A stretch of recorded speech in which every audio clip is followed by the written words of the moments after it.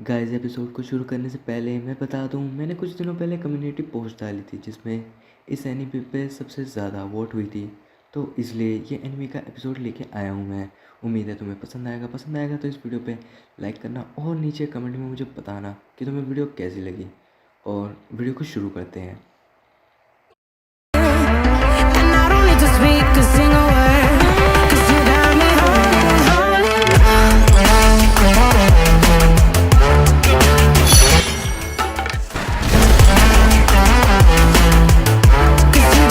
holding. Episode की start होती है और हमें क्योया हाशिबा को दिखाया जाता है।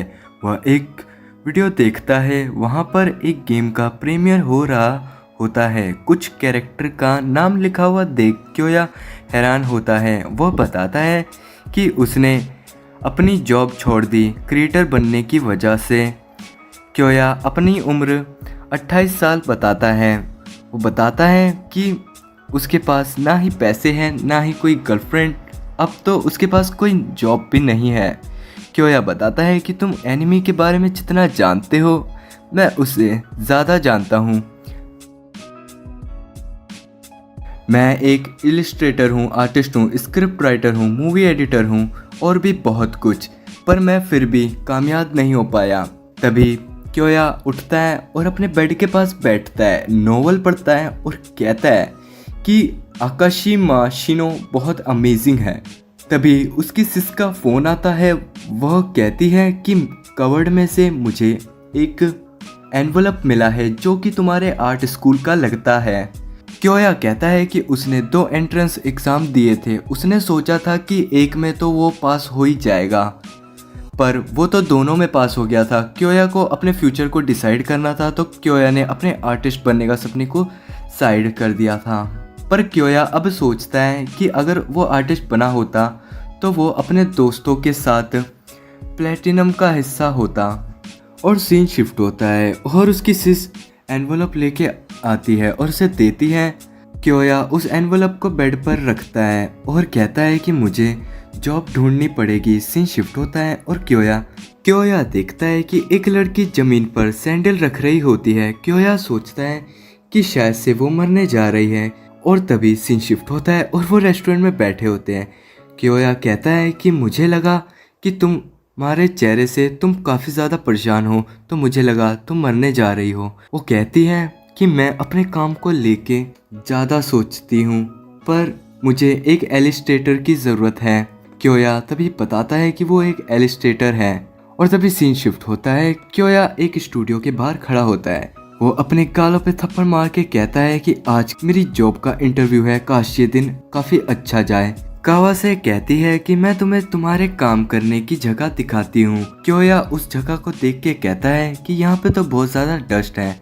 कावा से जब आती है वह कहती है कि तुम तो अमेजिंग हो क्योया। क्योया कहता है कि मैंने कंप्यूटर में शीट चढ़ा दी। सीन शिफ्ट होता है और क्योया एक कस्टमर से कह रहा होता है कि आपने जो बैकग्राउंड मंगाया है वो कल रात तक आ जाएगा। तभी उसका दोस्त कहता है कि शुक्रिया दोस्त, तुमने तो मेरी जान बचा ली। और फिर हमें दिखाया जाता है कि क्योया कहता है कि मेरे को यहाँ काम कर कर काफ़ी अच्छा लग रहा है।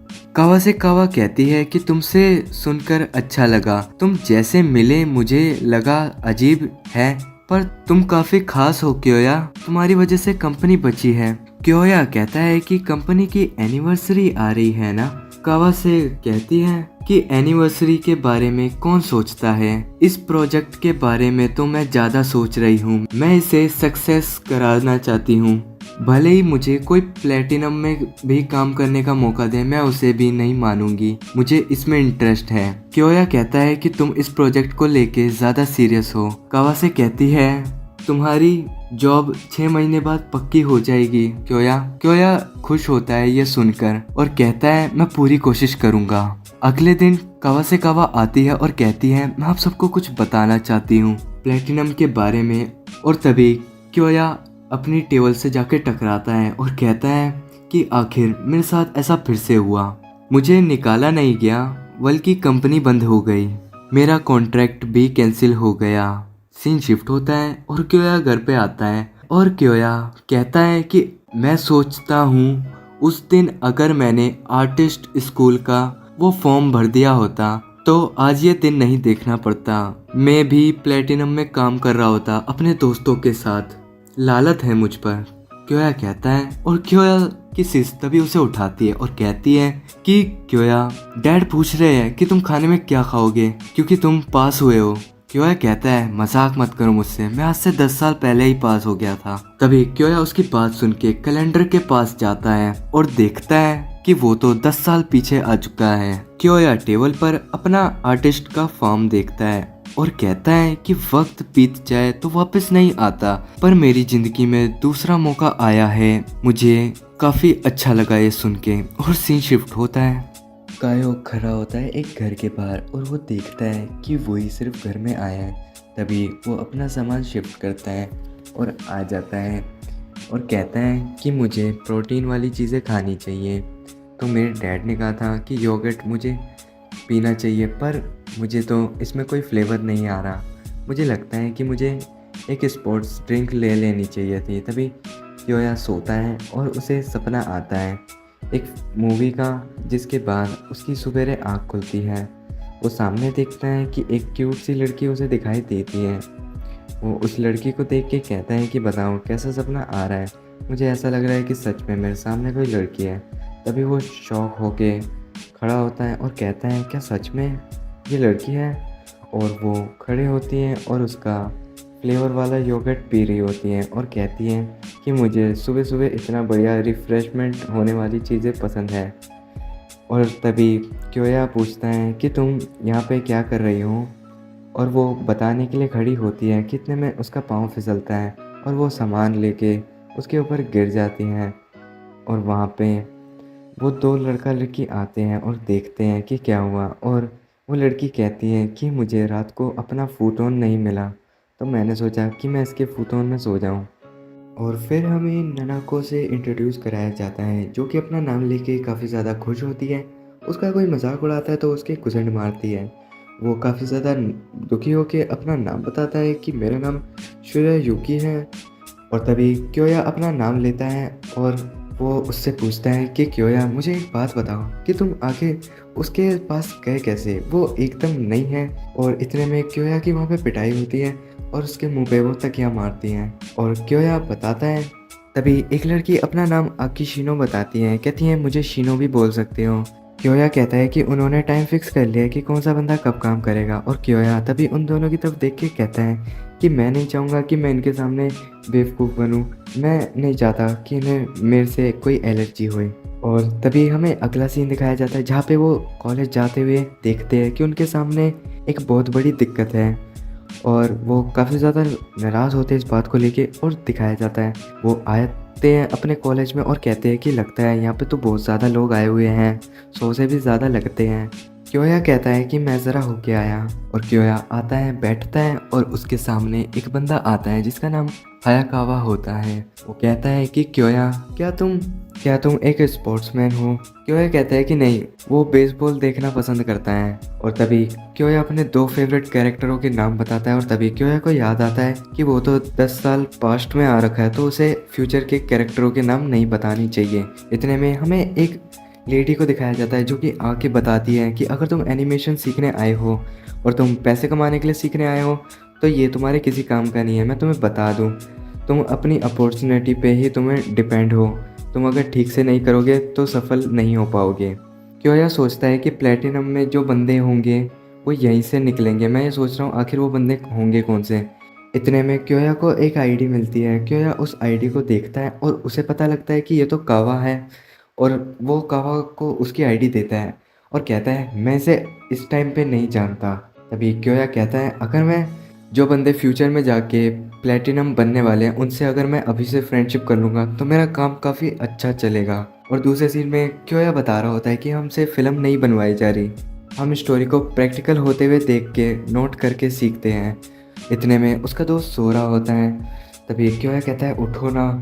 और टीचर कहते हैं मैंने 8 एलिमेंट लिखे हैं, इसमें से मुझे 2 एलिमेंट बताओ कि ये 10 हो जाए। तभी कावा उठती हैं और बताती हैं कि हमें स्टोरी को अच्छे से बाइंड अगर करे तभी वो एक ड्रामा स्टोरी कहलाएगी।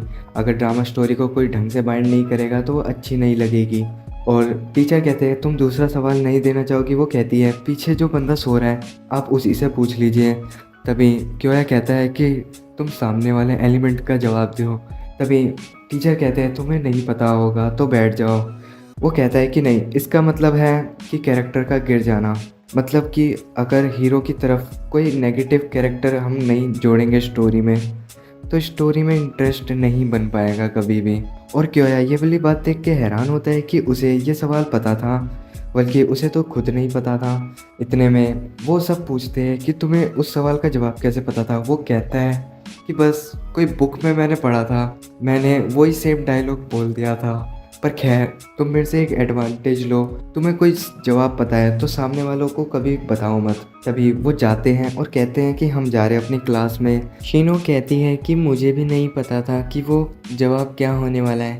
क्योया बोलता है कि हाँ उसे भी नहीं पता था। क्योया तभी मन में कहता है कि भले ही मेरे को आने वाले 10 साल का फ्यूचर पता हो पर फिर भी मेरा एक्सपीरियंस कुछ भी नहीं है, आज मुझे ये सीख मिली। इतने में वो शिनो की देख रहा होता है तो उसके हाथ से कॉफ़ी का कप फिसलता है, वो उसे पकड़ता है। इतने में वहाँ पे हायाकावा आ जाता है और बताता है कि उसने एक क्लब ज्वाइन किया है लड़कियों को देख के। क्योया बोलता है कि पक्का मैं समझ सकता हूँ इसकी फीलिंग। इतने में वो कहता है कि तुम्हें आसपास के सर्कल को घूमना चाहिए। वो घूम रहे होते हैं पर उन्हें कोई भी सर्कल नहीं मिलता। दो लड़कियां बोलती है तुम यहाँ पे ग्रुप ढूंढ रहे हो तो तुम्हें यहाँ पे नहीं मिलेगा। जिसके बाद वो उन्हें एक जगह लेके आए होते हैं और शिनो कहती है कि तुम इसे पी सकते हो। क्यों कहता है कि पर हमें इनका सर्कल ज्वाइन करना पड़ेगा। शिनो कहती है कि इन्होंने नहीं कहा कि हमें इनका सर्कल ज्वाइन करना पड़ेगा, वो सब सेरेमनी बना रहे होते हैं। और क्योया शिनो से कुछ पूछता है कि इतने में शिनो सो जाती हैं। शिनो कहती हैं कि मैं सो गई थी। क्योया कहता है कि हाँ तुम सो गई थी। शिनो कहती हैं कि क्योया काफ़ी ज़्यादा समझदार है, औरों की तरह नहीं है। क्योया कहता है कि नहीं मैं इतना ज़्यादा समझदार भी नहीं हूँ, यहाँ पे सब लोगों के पास अपने टैलेंट हैं पर मेरे को नहीं पता कि मेरे पास क्या है। शिनो तभी उससे कहती है कि नहीं तुम्हें एक दिन रियलाइज़ होएगा कि तुम्हारे पास भी कोई टैलेंट है और तुम्हें तब पता लगेगा। खैर उसके बाद वो घर आते हैं और क्योया देखता है कि शिनो का बैग रह गया है और क्योया उसके कमरे में उसका बैग देने जाता है और देखता है कि शिनो तो आकाशिमा शिनो है। उसे पता लगता है कि वो तो नोवेल आर्टिस्ट है। तभी क्योया बैठता है और उसे पता लगता है और वो हंसने लगता है और कहता है कि मैं अब समझा उसका मतलब क्या था। खैर उसकी बात को सुन के मुझे लगता है मुझे कोशिश करनी चाहिए कि मैं क्या कर सकता हूँ। यहीं पे होता है एपिसोड ख़त्म। वीडियो कैसी लगी मुझे नीचे कमेंट के नीचे ज़रूर बताना और मैं चलता हूँ इसके नेक्स्ट पार्ट में मिलेंगे। तब तक के लिए बाय बाय।